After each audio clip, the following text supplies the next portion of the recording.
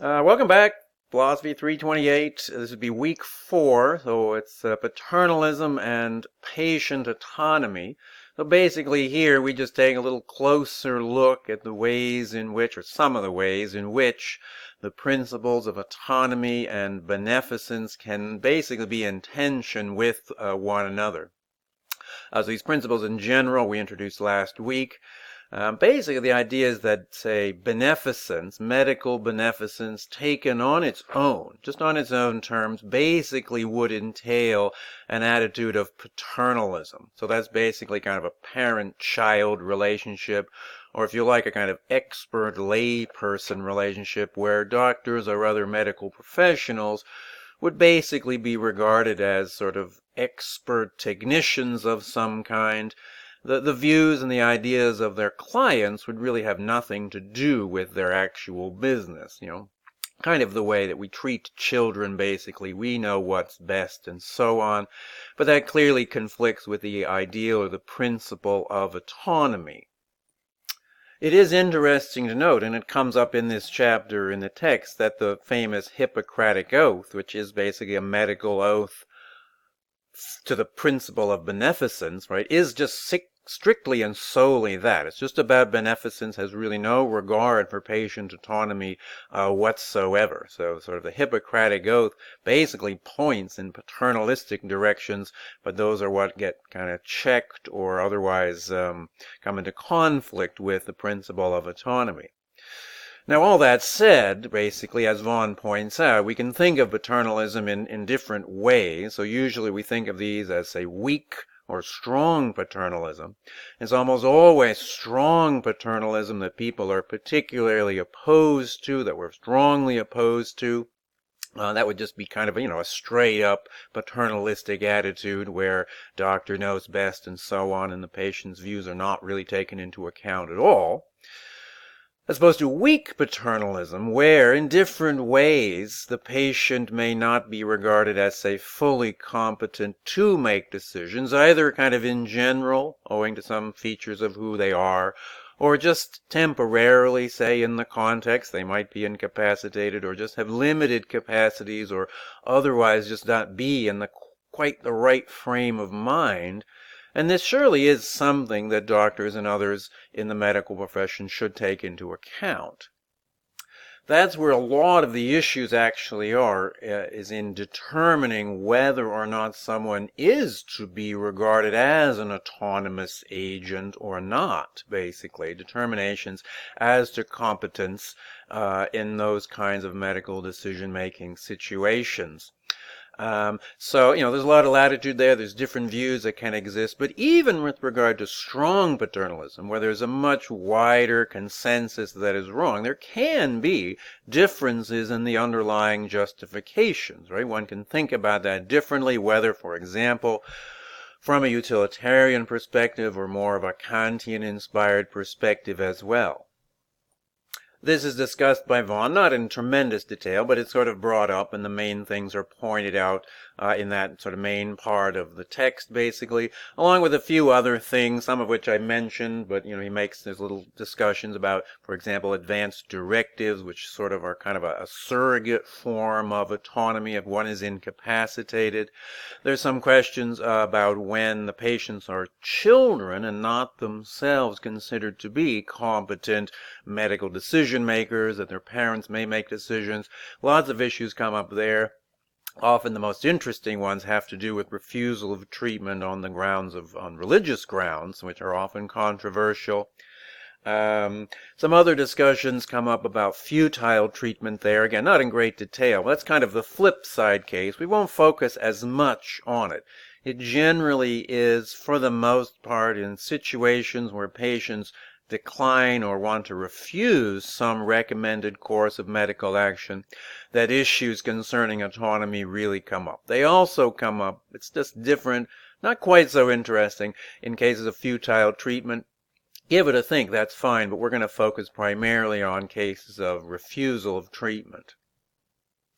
So after sort of the Vaughan part of the text itself, we're going to get into some of the readings. The most important one is from Alan Goldman. It's an argument against paternalism, or at least against strong paternalism. And he makes some good points. What I was saying before, well, there could be different underlying justifications, either from, say, a more utilitarian or a more Kantian-inspired perspective. That roughly tracks the difference he's talking about between an empirical argument and what he kind of simply calls a moral argument against paternalism. He basically thinks that any argument against paternalism needs to try to identify what kind of harm paternalism could possibly bring about, why it would be more harmful, right, rather than respecting an autonomous patient's own choices. So really, right, more than that kind of distinction between utilitarianism or a Kantian view, the key thing, I think, is just a different way of understanding harm. Because as I was saying before, if you just focus on the principle of medical beneficence, then that's definitely just a paternalistic view follows from that, basically. Basically, if you think of harm simply in medical terms, then you're basically kind of, you're going to arrive at a paternalistic conclusion that the doctors and nurses and so on know best because they know how to fix your health problems, basically.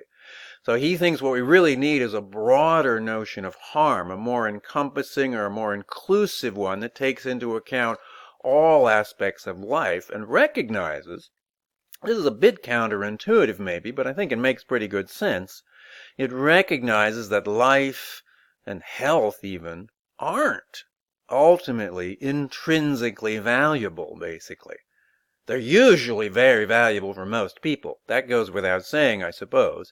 But those kinds of cases that come up where it really shines a light, where people actually are in a position where they opt to decline or refuse medical recommendations, well-intentioned ones, right? We're always thinking about well-intentioned medical beneficence. That just shows us that that perspective of medical beneficence is just too narrow, right? Some more things need to be taken into account to really capture, well, what's going on in a human life. Right, so taking up that idea of harm, that broader notion of harm, basically, he thinks is the crucial thing. Basically, the recognition that it is false to say that in every single case, every single patient always values what the medical profession can provide over all else. That's just false, he thinks. In many cases, it happens to be true, but the key thing to focus on is just how any given patient actually does prioritize things in her or his life, and to respect that. That's the most important thing. So he thinks, that kind of autonomous self-determination is intrinsically valuable, right? Basically, and from that perspective, we can sort of order or rank or prioritize the things that we do value. Many people do put health and longer life at the very top, but not everybody, and not everybody in every situation. People grow and change throughout life and so on. And so that's what needs to be respected, and that's what ultimately he thinks what makes for a good argument, and it makes sense to say that medical paternalism, so even well-intentioned medical beneficence, can be actually harmful when we think about harm in that broader sense. And you can look at the case of Elizabeth Bouvier, the excerpt from the ruling that was in a 1986 case, a very well-known case, very strongly asserts the right of patients to refuse treatment irregardless of whatever sort of medical benefits may come, irregardless of however medically suboptimal it may be, because from the patient's own perspective of her life as a whole, it's actually better or more optimal. So that case you can see as, you probably could see it in different ways, but anyway, it's a good case to be made for how that really lends pretty strong support to the kind of view that Goldman is laying out. The final thing that I've assigned is very, very short. There's a number of other things that feel free if you want to have a look at them, that kind of think that maybe, we don't want to completely overemphasize sort of patient autonomy to the exclusion of any sense of paternalism, of beneficent paternalism. That's a phrase she uses, but do note, what beneficent paternalism is a bit funny in some ways, because there's no other kind of paternalism that could conceivably be justified. It could only be justified as being beneficent, right, on the basis of medical beneficence. So it's always going to be beneficent. This is roughly the same thing as weak paternalism, really, and she is just noting that if you take cases like Bouvier or others aside, where maybe it's very clear-cut that what's called for is a very strong and unambiguous recognition of patient autonomy, fine. There's all kinds of other cases that are not so clear.